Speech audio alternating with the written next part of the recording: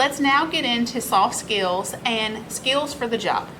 Our first topic is going to be time management. Watch this brief video on time management and why it's important. Why your life depends on time management. Lack of clarity is the number one time waster. Always be asking, what am I trying to do? How am I trying to do it? Brian Tracy. Perhaps the greatest single problem that people have today is time poverty. Working people have too much to do and too little time for their personal lives. Most people feel overwhelmed with responsibilities and activities, and the harder they work, the further behind they feel. Instead of clearly deciding what you want to do, you continually react to what is happening around you. Pretty soon, you lose all sense of control. Time is your most precious resource. It is the most valuable thing you have. It is perishable, it is irreplaceable, and it cannot be saved. It can only be reallocated from activities of lower value to activities of higher value.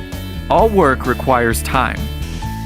The very act of taking a moment to think about your time before you spend it will begin to improve your personal time management and increase your productivity immediately.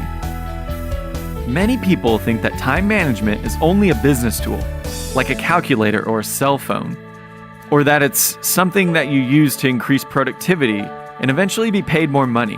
However, time management is not a peripheral activity or skill. It is the core skill on which everything else in life depends. In your work or business life, there are so many demands on your time from other people that very little of your time is yours to use as you choose. However, at home, you can exert a tremendous amount of control over how you use your time and increase productivity throughout the day in your personal life. Personal time management begins with you. It begins with your thinking through what is really important to you in life. You need to set goals in 3 major areas of your life. First, you need family and personal goals. These are the reasons why you get up in the morning, why you work hard and upgrade your skills, why you worry about money and sometimes feel frustrated by the demands on your time. What are your family and personal goals, both tangible and intangible? A tangible family goal could be a bigger house, a better car, a larger television set, a vacation, or anything else that costs money.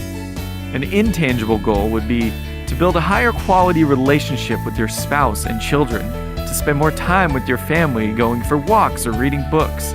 Achieving these family and personal goals are the real essence of time management and its major purpose. The second area of goals are your business and career goals. These are the how goals, the means by which you achieve your personal why goals. How can you achieve the level of income that will enable you to fulfill your family goals? How can you develop the skills and abilities to stay ahead of the curve in your career? Business and career goals are absolutely essential, especially when balanced with family and personal goals. The third type of goals are your personal development goals. Your outer life will be a reflection of your inner life. If you wish to achieve worthwhile things in your personal and career life, you must become a worthwhile person in your own self-development. You must build yourself if you want to build your life. Perhaps the greatest secret of success is that you can become anything you really want to become to achieve any goal that you really want to achieve. But in order to do that, you must go to work on yourself and never stop. A principle of time management says that hard time pushes out soft time. This means that hard time, such as working, will push out soft time, such as the time you spend with your family. If you don't get your work done at the office because you don't use your time well, you almost invariably have to rob that time from your family. As a result, because your family is important to you, you find yourself in a values conflict. There are 3 key questions that you can ask yourself continually to keep your personal life in balance. The first question is, what is really important to me? Whenever you find yourself with too much to do and too little time, stop and ask yourself, what is it that's really important to me to do in this situation? Then make sure that what you're doing is the answer to that question. The second question is, what are my highest value activities? In your personal life, this means, what are the things that I do that give me the greatest pleasure or satisfaction?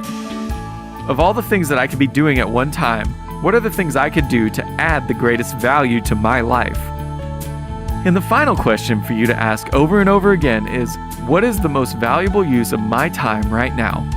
Since you can only do one thing at a time, you must constantly organize your life so that you are doing one thing, the most important thing, at every moment. Personal time management enables that you choose what to do first, what to do second, and what not to do at all.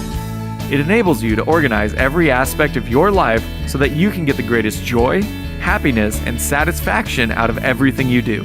Now, we'd love to hear from you. So our question today is, what are your highest value activities? Leave a comment below and we'll be sure to follow up with you. Thanks for watching, and as Brian says, if you want to change your future, take action and take action now. You're taught time management from the very early age for being on time to school. Sometimes it may seem silly to have a tardy or to get a truancy letter, but this is preparing you for your career. Because ultimately, as an adult, if you don't have good time management skills, that could get you fired. So you're learning time management skills at an early age. Did you know that managing your time will help your grades, your mental health, reduce stress, and it leaves time for fun? Time management affects your career as you get to be in adulthood. So let's take a moment and let's do these handouts to kind of see where our time goes.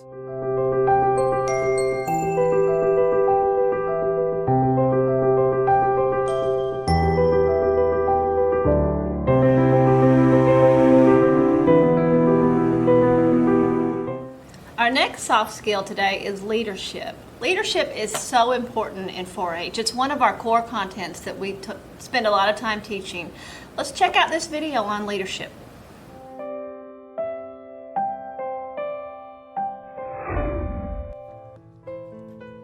Wherever you are, leaders are important. Whether it's to lead powerful organizations or just to make sure a group of friends are having a good time. Here are the 7 traits that all great leaders possess. Number 1, they radiate positive energy. There is nothing more important in a team than passion and the will to succeed. And having a positive leader is an important part of that. Sometimes I sign onto Facebook and I see these status updates that just reeks of negativity. These people are not good leaders, and more often than not, they are not very successful either. Great leaders radiate positive energy. Not only does that make them more likable, leading to more trust, it also boosts the team's morale. And countless studies have shown a positive relationship between team morale and productivity. Number 2, they have a proactive attitude. When something goes wrong, it's easy to blame someone else or to find out why it happened immediately. But great leaders put that aside. They shift their focus entirely on solving the problem. I used to be in charge of the takeout service at the restaurant I worked at.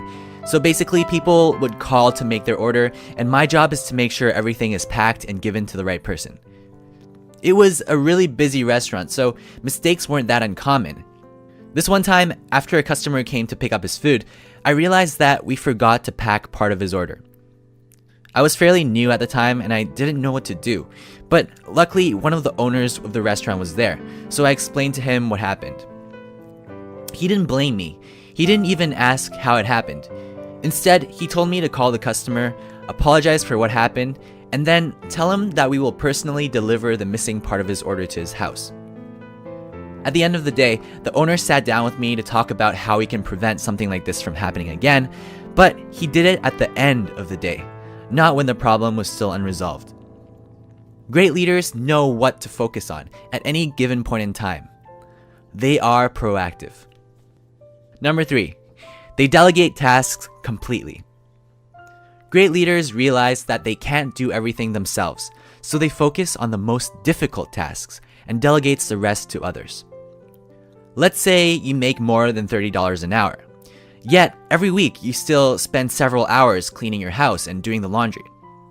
Considering a maid costs around $30 an hour, you might decide it's worthwhile to hire one to do your housework for you. When I first started delegating my work to others, I was hesitant because I knew that I could probably do a better job than the person I'm assigning it to. For example, a maid might put your clothes in the wrong drawer every once in a while, but you should still hire her. because the extra time you get to work on more valuable tasks generally outweighs the negatives. Delegating also means fully trusting your team to do the task without micromanaging their every move. Great leaders delegate tasks to others and trust them to get the job done. Number 4, they are approachable. A great leader is one who their teammates could see themselves approaching whenever they have a concern or when they simply need someone to discuss things to. When Sam Walton opened over a dozen Walmart stores, he was still available to privately talk to any one of his thousands of employees. Was this the reason Sam Walton was so successful? We can't say for sure, but he is a prime example of someone who's approachable. And it so happens he's also one of the most notable leaders in the last 3 decades. There is a saying that's very appropriate in this situation, and that is, a non-productive work environment is one where employees are discouraged to speak up, fearing the loss of their jobs. Great leaders encourage feedback from all members of the organization. They are approachable. Number 5, they do what they expect of others. If you expect your team to work hard and produce great results, you're going to have to do the same. When I was a kid, I worked at Wendy's, the fast food restaurant.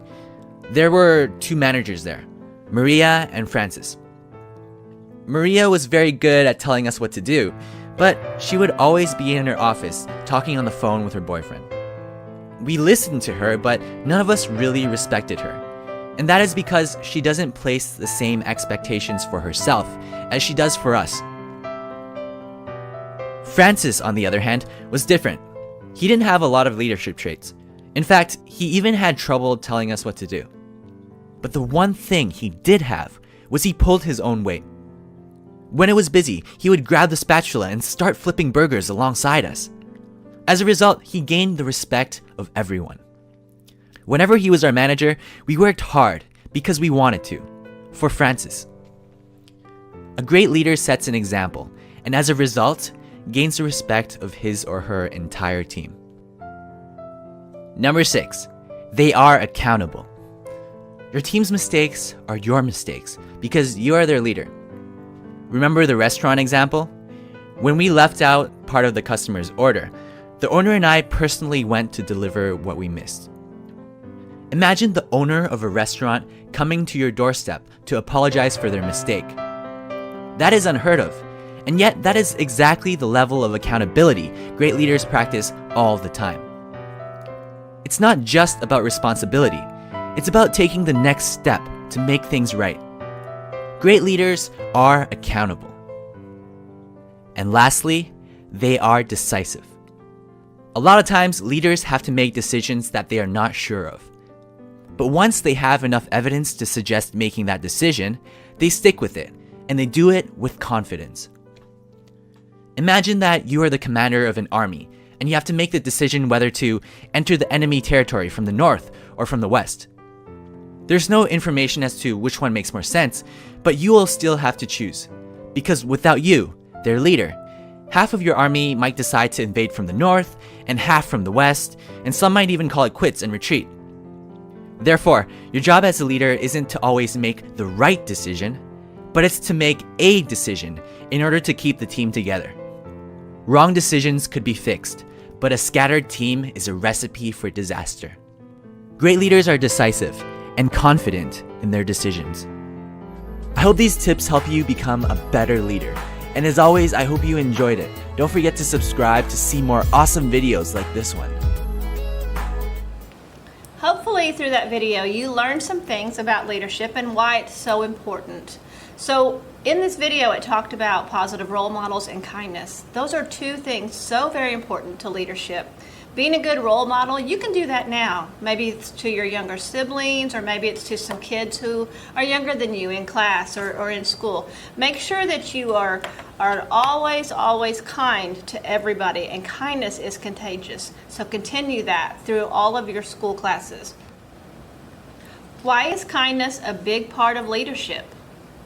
Question 2. Why is it important to be kind to other coworkers and peers at school? Question 3. Why is it important to be kind to customers at a workplace? And question 4. How can you start to improve on your leadership skills now as a student? Now let's check out that leadership worksheet.